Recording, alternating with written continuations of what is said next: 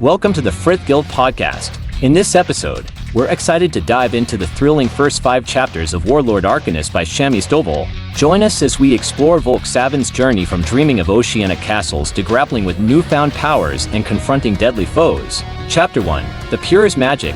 We start with Volke's dream and his bond with Terrakona, a wise and protective snake. This magical connection sets the stage for the challenges ahead. Chapter 2, Carrying the Past. Volke struggles to adapt to his new life as an Arcanist, with his mentor Zelfrey pushing him to harness his untapped powers. His humility and determination shine through as he grapples with this transformation. Chapter 3, Gallus the Grey. The action intensifies as Volke and Zelfrey embark on a mission to save ships under attack. We meet Gallus the Grey and witness Volke's daring efforts to call upon Terrakona, showcasing their incredible teamwork. Chapter 4, A New Style of Kraken. Volke's journey takes a dark turn as he encounters Gallus infected with the plague. The chapter highlights the peril and complexity of their mission. Chapter 5, World Serpent Evocation. Volke continues to develop his magical abilities, culminating in a fierce battle where he uses evocation to defeat Gallus. This chapter underscores his growth and resilience. Grab your book, settle in, and join us as we unravel the mysteries and magic of Warlord Arcanist. Get ready for an epic discussion filled with adventure and powerful magic. Stay tuned, and let's dive into this mesmerizing world together. Welcome to the Frith Guild Podcast. I'm your host, Eric. And I'm co-host, Scott. And today we'll be starting Warlord Arcanist, chapters 1 through 5. Before we get into that, though, we do want to make mention that Dan, our editor, is taking a step back for a little bit. He's got quite a lot on his plate. Dan, you're always welcome whenever you want to come back and whenever you're able to. We'll definitely love having you back. Do want to make a quick mention that the Frith Chronicles Wiki link is going to be in the description down below, along with the Capital Station Discord server. With this coming into the holiday season, since we are getting closer to Christmas, for those that celebrate Christmas, Merry Christmas. Those that are other denominations, Happy Hanukkah and Happy Holidays to everybody else. We do want to make a quick update as far as with the book releases of a few. Obviously, we were expecting Labyrinth Arcanist to come out here about a day or two ago from when this was released. Unfortunately, that'll be pushed back to January the 9th. But we know with Shami that it is not something that she wants to do, but she's going to do to make sure that it turns out better than what we were expecting. She's also expecting that the Nexus finale is going to be releasing sometime in late January. Woot woot! Yay! I've been waiting for this for so long. I can only imagine. And then she has her new book coming out, Words of Power, which was previously known as 6 Words. That'll be coming out late January, early February. And that is through Publisher House, so that one's a little bit less out of her hands than what typically is. But again, we know that she's doing this for a reason, and that'll make things better in the long runs. And then before we get into, I'm going to shamelessly plug my other podcast that my wife and I do. It's called The Dragon's Book Lair, where we actually just read other books and kind of review them ourselves, kind of similar to what Scott and I have been doing with the Nexus games, with Time Mark Warlock, and with Demon Card Enforcer. So something similar to that if you're looking to kind of broaden your horizons on books in general. But with that, we concluded the last book with Luther sacrificing himself and Volke bonding with the World Serpent and becoming the Warlord Arcanist. And Scott, because I know that you've read these books as they're being released, and not like me where I could literally just go from book to book to book to book. Between the ending of the World Serpent Arcanist to Warlord Arcanist, like, what was going through your mind at that point? Honestly, I was kind of just pissed at Shami for killing Luther off. There's a lot of curiosity of the god creatures and knowing they're going to come up. So there's that was the big intrigue. But I think it was just a lot of man, she really did that to Luther. How dare you? It felt like that. There's some anger there. So luckily I've moved past that. We've smoothed over our feathers. So all right, well, with that, we'll get into Warlord Arcanist. We start with chapter 1, The Purest Magic, and this opens up with Volke having this, what we learn to be a recurring dream of him swimming through an ocean, and there's a castle at the bottom of the ocean. He doesn't really know what's going on. It doesn't seem like something Adelgis has dreamed up of, but he keeps having this dream of this castle. So he wakes up, and we do get to have kind of our first real interaction with Volke and Terrakona. It was kind of cut short when they bonded because of all the fighting going on, but we do learn that Terrakona is very protective of Volke, not just because he also dies if Volke dies, but there's a lot of bonding there, and he says that he does want to eat those who bother Volke. So if people keep waking him up, he will proceed to eat them. So very good to know. We also learned that Terrakona is a very wise creature because of the way the magic works. So essentially, he's been able to learn through the magic of the prior warlord, doesn't have all the memories to say, but knows a lot about how magic works and how the world functions on a different level, I think, than the normals do. And he does make a comment that, Luther's death is going to leave a gouge on Volke's soul, so we know that, there's a bond with the soul when an Arcanist bonds. So because of that, it is likely going to make it a little bit tougher for Volke to kind of ramp up to speed on using his new magic. And it's kind of that like, oh my gosh, we're going back to square one. It feels like you're like, it's not second bonded, but it's not quite first bonded either. So it's kind of this middle ground. Like, he knows how to use magic, but now he's got to learn how to use this kind of magic now. Exactly.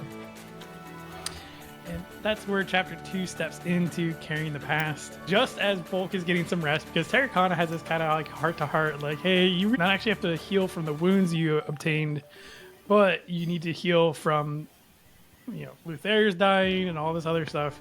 It's like, you really legitimately need to sleep. Volke goes to sleep and almost instantly gets woken back up.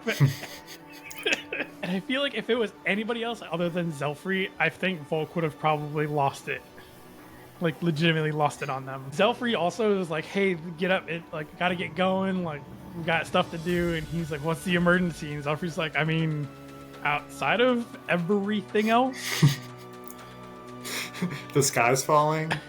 Do you need something else? Nothing new, nothing like pressing right now this very second, but you kind of have to figure your stuff out.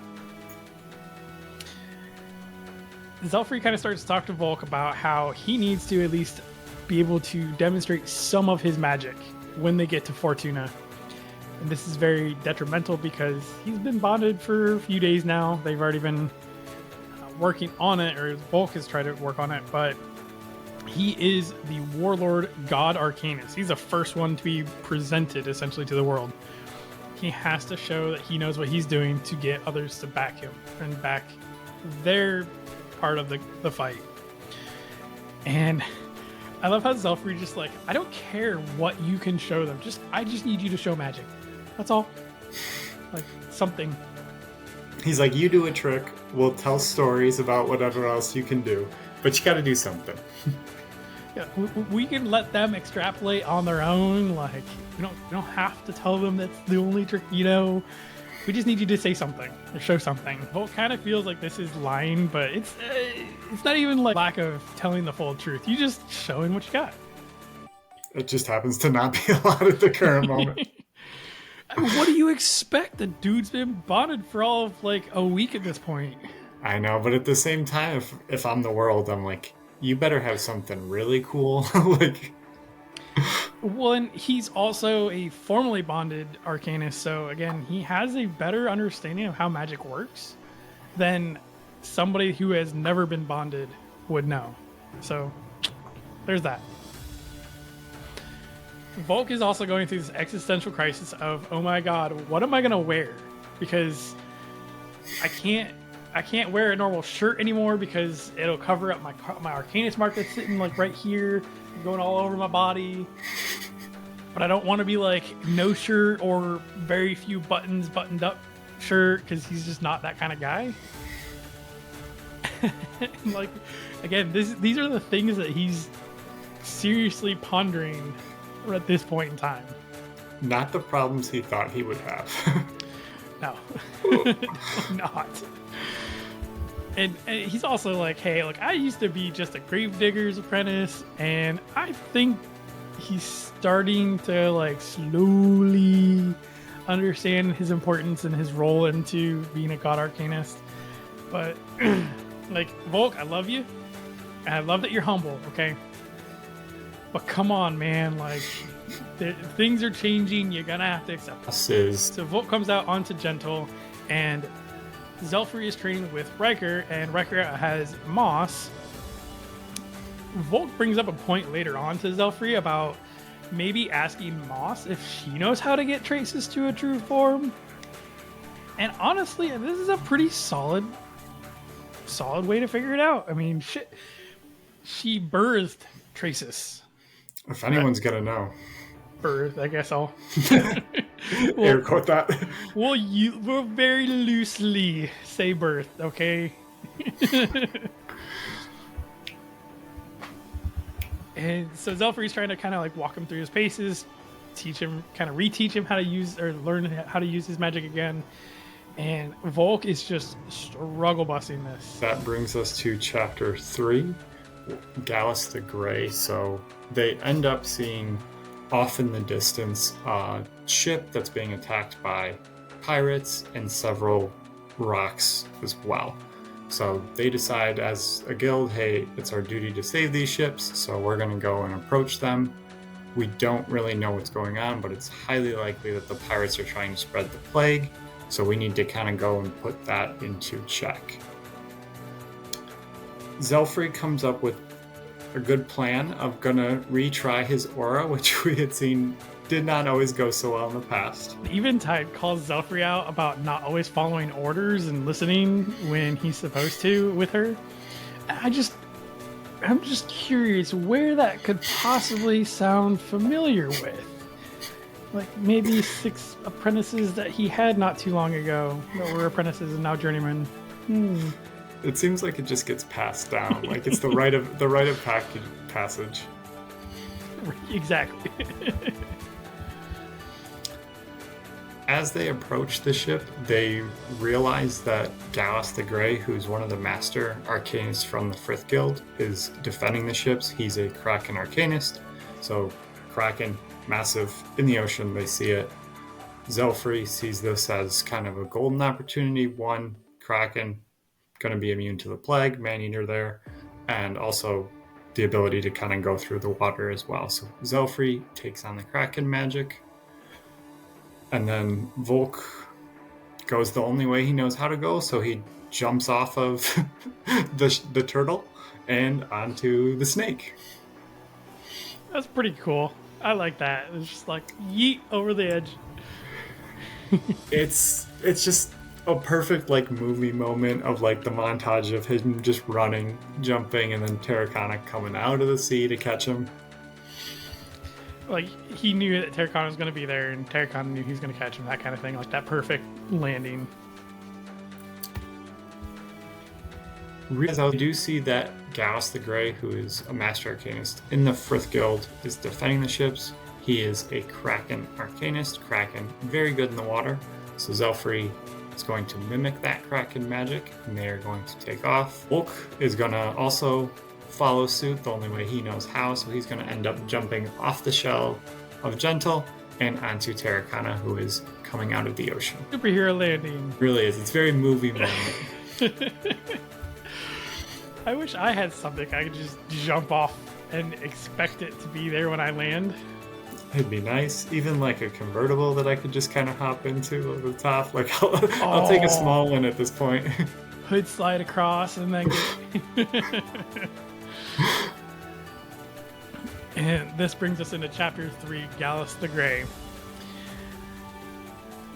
Eventide decides for them, turns Gentle towards that direction. So they're getting closer and closer to these ships. Everybody can finally see them, other than just Captain Devlin, because he has amazing... So this brings us to chapter 4, a new style of Kraken. So Terrakona can sense plague-ridden creatures, and I love this. He basically is like, they are full of corruption. And I don't know why I really enjoy the way that Terrakona can communicate with Volk, mainly because it's strictly telepathy and nobody else can hear him. But thank you, Shami, for making these in bold so that it's easier to understand that this is in telepathic and not spoken. Because I've read Fourth Wing, and Scott, I'm not sure if you've read Fourth Wing. I have. So you completely understand when I say thank you for making these in bold so I can understand these are telepathic. And I'm not sure how far you got into it, not trying to go on tangent about Fourth Wing, but... There's a lot of confusion about what's said and what's actually said. And if you're not paying very, very close attention, things can be missed. And when you go back for a reread and you're like, oh my god, I can't believe I missed that. So, anywho, digressing from Fourth Wing, it's a great book. If you want to read it. It's amazing. Anyways, I digress.